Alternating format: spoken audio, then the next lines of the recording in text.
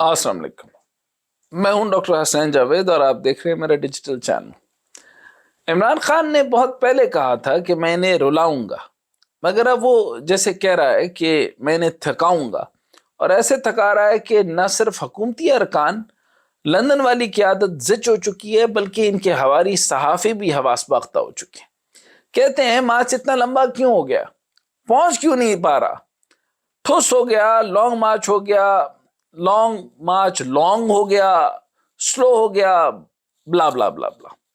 آج چھٹے دن کا آغاز ہے، گجرانوالہ میں پنڈی بائی پاس سے ہو رہا ہے۔ اسد عمر نے لانگ مارچ کے نئے شیڈول کا اعلان کر دیا۔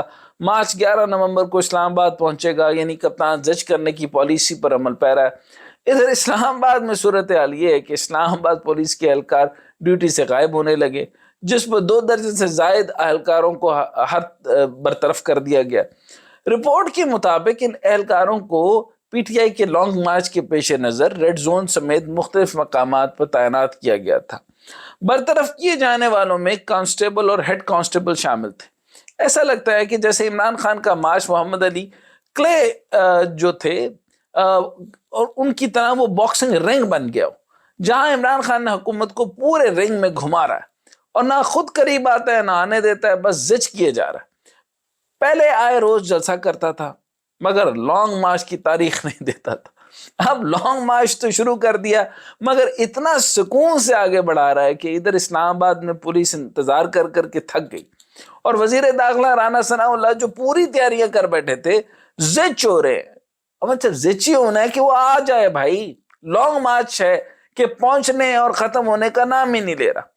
ہم نے آپ کو پہلے ہی بتایا تھا کہ محمد علی کلے جب رنگ میں اترتا تھا تو اس کی اسٹریٹجی تھی کہ float like a butterfly and sting like a be.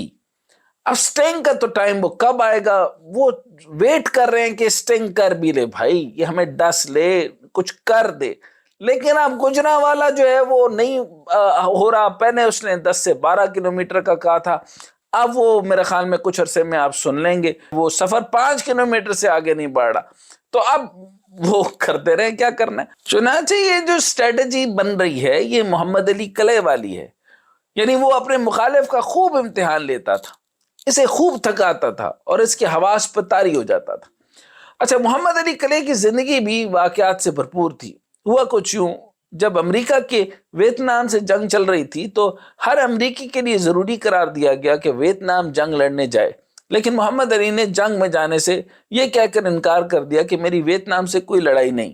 اس پر محمد علی سے تمام میڈلز اور اعزازات لے لیے گئے اور ساتھ ہی 5 سال کی قید کی سزا سنا دی گئی، تاہم اسے اپیل کے بعد منسوخ کر دیا۔ محمد علی 1970 میں دوبارہ رنگ میں آئے اور جیری کوئری کو شکست دی، لیکن اتنا عرصہ باکسنگ سے دور رہنے کی وجہ سے ان کی رفتار متاثر ہو گئی تھی، اور 1971 میں انہیں اپنے پروفیشنل کیریئر میں پہلی بار اس وقت شکست ہوئی جب وہ فریزر نے انہیں ہرا دیا تھا۔ محمد علی نے 3 سال بعد فریزر سے بدلہ لے لیا۔ محمد علی نے اپنی زندگی کا سب سے اہم میچ اکتوبر 1974 کو جارج فورمین کے خلاف زائر میں کھیلا۔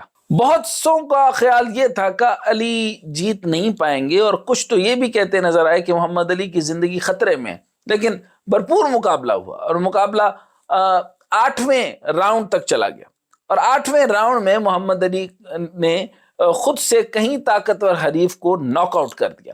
یہ میچ دنیا نے ٹی وی پر براہ راست دیکھا تھا۔ عمران خان کا مقابلہ بھی سیاست کے بڑے بڑے سرماؤں سے، جنہوں نے مل کر عمران خان کو جمہوری طریقے سے رنگ سے باہر اٹھا کر پھینک دیا تھا، مگر وہ ایک بار پھر عوام کو لے کر اسلام آباد آ رہا ہے اور کہہ رہا ہے کہ مقابلہ کرو، الیکشن کرواؤ اور پھر عوام کو فیصلہ کرنے دو۔ لیکن جس طرح عمران خان نے پی ڈی ایم کو اگلے 6 نشستوں پر شکست دی ہے، پی ڈی ایم کی ہمت ہی نہیں پڑ رہی کہ الیکشن کا اعلان کرے، جو میں آپ کو اکثر سنا رہا ہوں اور کہہ رہا ہوں کہ نہیں کریں گے نہیں کریں گے نہیں کریں گے الیکشن، ورنہ جمہوری طریقہ تو یہ ہے کہ الیکشن کی تاریخ کا اعلان کیا جائے، یعنی مقابلے کے لیے تیار ہو تو اعلان کر دو۔ او بھائی، الیکشن کی تاریخ مانگ رہا ہے نا، تم لوگ جمہوریت تم کھیل رہے ہو، مجھے تو جمہوریت سے کوئی لینا دینا نہیں، لیکن جمہوریت کھیلنی ہے تو الیکشن کا اعلان کراؤ، دیکھتے ہیں بھائی کون سا بڑا پہلوان ہے۔ وہ رنگ میں اترنے کا کہہ رہے ہیں، آپ رنگ میں نہیں اتر رہے، تو رنگ میں کیوں نہیں اتر رہے؟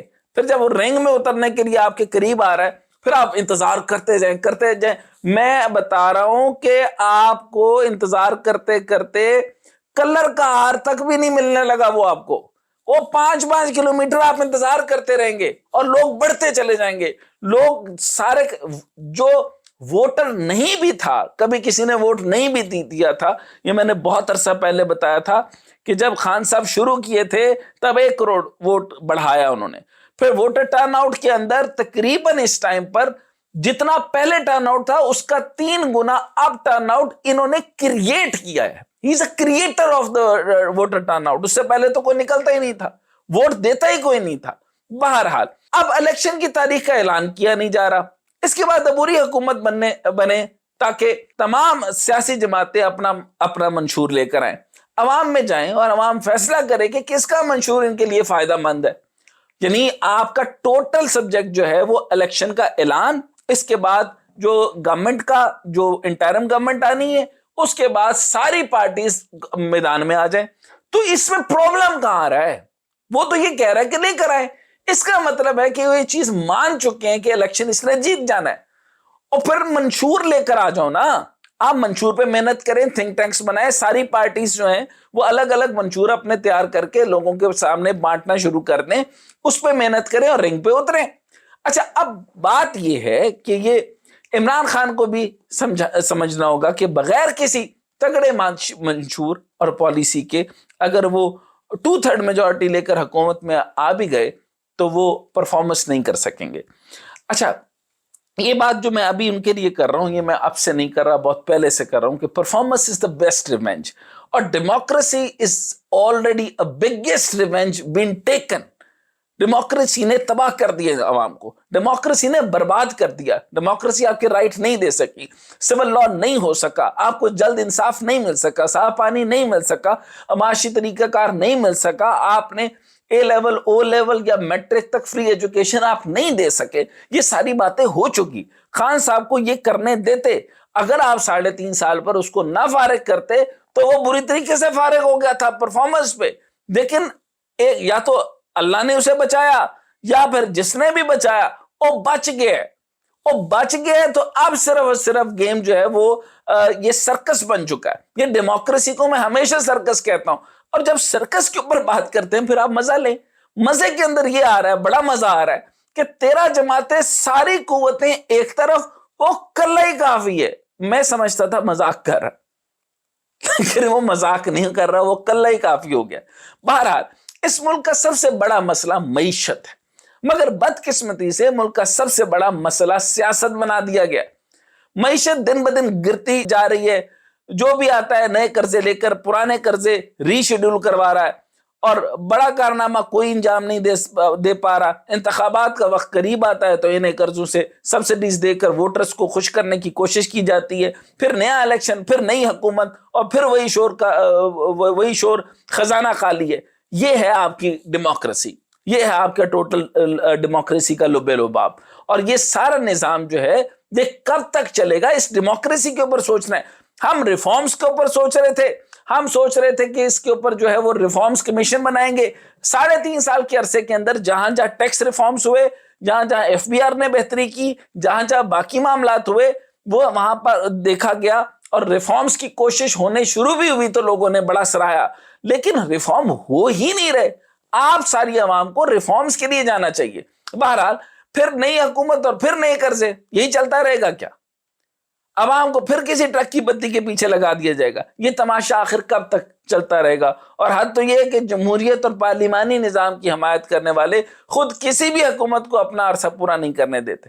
اور ابھی 3.5 سال بھی نہیں گزرتے اور اپوزیشن اٹھ کھڑی ہوتی ہے. اور اس سے بہتر ہے کہ اقتدار کی مدت ہی 4 سال کر دیں. یہ میں بار بار آپ کو کہہ رہا ہوں کہ اقتدار کی مدت 5 نہیں ہو آپ سے سنبھل رہی، آپ 4 کر دیں. آپ صدارتی نظام کے اوپر ہم بعد میں بات کرتے ہیں. بہرحال آپ اس طرح کریں کہ آپ اسی حکومت کو اسی سسٹم میں اگر رکھنا ہے تو 4 سال تو کریں نا پہلے. پھر اگر موجودہ پارلیمانی نظام ٹھیک کام نہیں کر رہا تو جہاں اپنے مفادات کے لیے نیب میں ترمیم کر لیتے ہیں تو آئین میں ترمیم کر کے صدارتی نظام لے آئیں. اس سے بھی آزما کر دیکھ لیں. ہو سکتا ہے اس سے عوام کا بوجھ کچھ ہلکا ہو جائے اور عوام صحیح سمت پکڑ جائے. اگر آپ نے اسی طریقے سے کھیلتے رہے تو سیاست ہمارا سبجیکٹ نہیں ہے. ہمارا سبجیکٹ آنے والے وقت کا سبجیکٹ معیشت ہے. ہمارا برین ڈرین ہو رہا ہے, اچھے ڈاکٹر جا رہے ہیں, اچھے انجینئر جا رہے ہیں, ہمیں یہاں پہ ریفائنریز بنانی ہے, ہمارا پیٹرول ختم ہو رہا ہے, ہمارا کھانا پینا نہیں ہو رہا, ہماری گندم کوئی نہیں چل رہی, ہمارے زراعت میں لوگ اچھے نہیں آ رہے, ہمارا معاملہ خراب ہو رہا ہے, اور لوگ جو ہے وہ بچہ پولیٹیسائز ہو رہا ہے. ہر بچے کو پولیٹیسائز نہیں ہونا چاہیے, تو ہم اس کو ڈی پولیٹیسائز کرنا چاہیے اور معاشرے کو اور اس نظام کو اور پاکستان کو صحیح سمت میں لے جانا چاہیے.